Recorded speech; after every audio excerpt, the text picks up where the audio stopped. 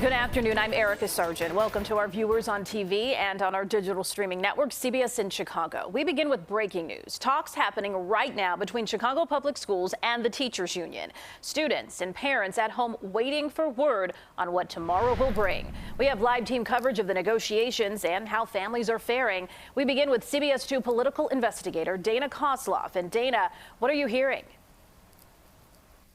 Well, right now, as you mentioned, union leaders said they were set to meet with the district at 1:30 this afternoon to potentially try and hammer out some sort of agreement. But we've had no update on how those talks are going, even if they are still happening. Also, the head of the district met with principals this afternoon to discuss what might possibly happen next. But right now, there is no indication Chicago Public School students will be back inside the classrooms anytime soon.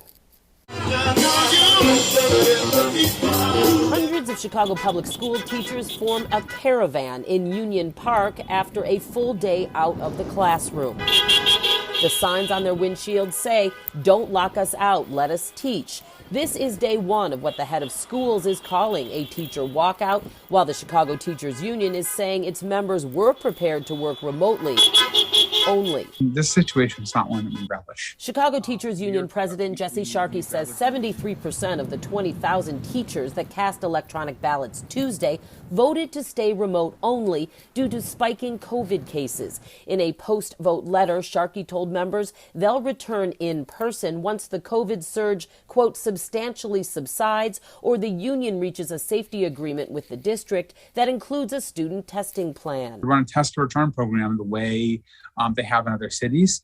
And then once you get people back in, then have an effective screening test. Otherwise, teachers will be out until January 18th. Mayor Lori Lightfoot says the union can't make this call. We ask CTU leadership, take a moment, review the plan, come back to us with a response at the bargaining table, delay the vote, do not do an illegal work stoppage. And to that, the answer was no.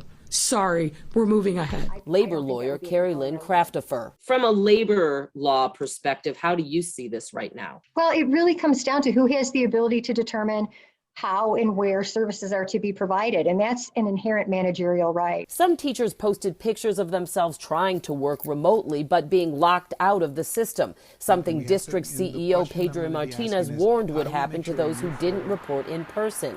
Meanwhile, more than 300,000 students are left in limbo. We do want to get a negotiated agreement. You're looking live right now at that CTU or that teacher caravan I mentioned just about a minute ago. It is now circling City Hall. A union spokesperson said that teachers would very likely be part of that testing program that the union is requesting. And last night, school CEO Pedro Martinez said that he would announce very soon plans for the rest of the week when it comes to the district students. So far, they're all still waiting for more information. Erica? All right. Dana, thank you.